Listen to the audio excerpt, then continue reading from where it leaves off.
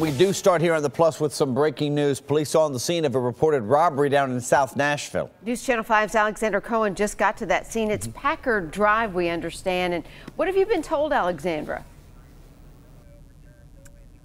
Well, I'm told that one woman was robbed for cash. The weapon used was a knife, happening actually in the past 60 seconds here. Police did clear the scene. This is Audubon Park. It's an apartment complex on Packard Drive in Antioch. So if you're just waking up this morning and bringing your kids to the school bus stop, just know that around 6 a.m., police did investigate a robbery of a person. It was a female who was robbed at knife point for cash and her purse. So we wanted to make sure we got that crime alert out to all of our viewers here in Antioch this morning. All the time, if you see anything suspicious, you can always call Crime Stoppers at 615-74-CRIME.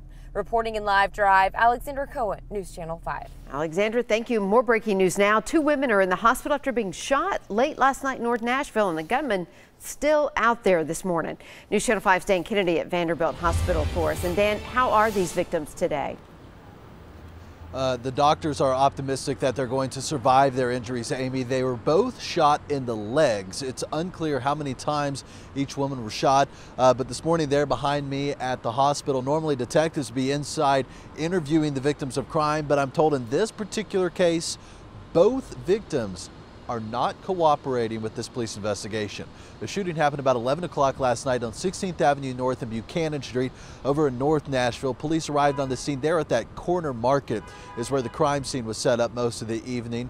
And that's where they found 2 women outside with these gunshot wounds to their legs, and they're not cooperating, but still police were able to piece together a bit of a suspect description that they want us to pass along to you. This morning, officers say they're looking for a black male with a faded haircut, wearing a dark hoodie and black pants. They also say he was last seen leaving in a black Toyota Corolla. They're hoping somebody out there might be able to lead investigators to this gunman, the suspect this morning in a double shooting that left 2 women injured.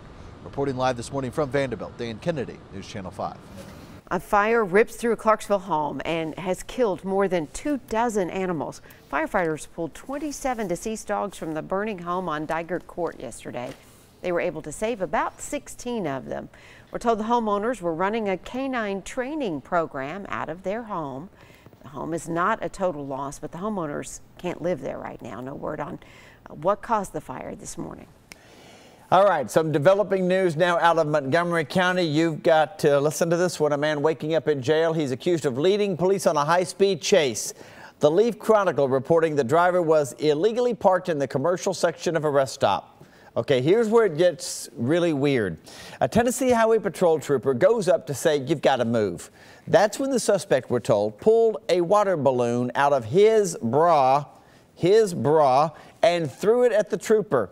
I'm sure the trooper was like, "Wait, what?" Officials say that Alan Prisby then sped away, leading authorities on a high-speed pursuit. The 57-year-old was later arrested on several charges. Investigators say Prisby was under the influence. A Montgomery County Sheriff's deputy speaking out after being hit by a car along I-24 during a traffic stop. Sgt Jimmy Brown released some photos yesterday thanking those that pulled over to help him and reminding people to move over. He was injured Saturday when a vehicle hit his patrol car at mile marker 13. And then that caused his car to hit the car that he had pulled over. We're told the driver that was originally pulled over was not hurt. New information, a rape case surrounding a former Uber driver ends with a mistrial. In Rutherford County, Emmett Lyons Jr. will be back in court on the 28th for a status hearing.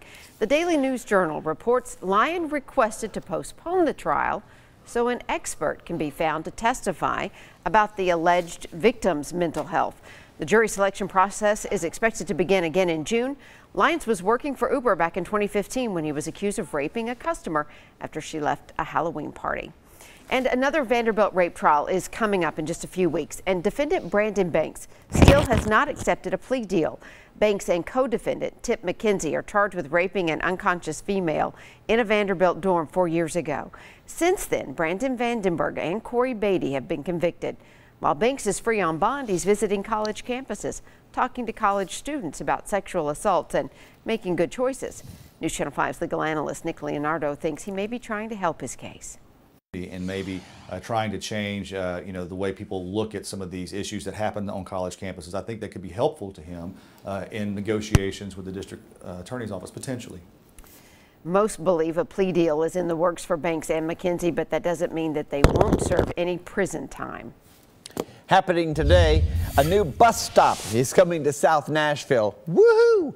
The new stop will have a crosstown route providing direct service along Thompson Lane. Mayor Megan Barry and MTA officials will be launching that new stop this morning at the intersection of Thompson Lane and Nolensville Pike, which is a huge, huge intersection.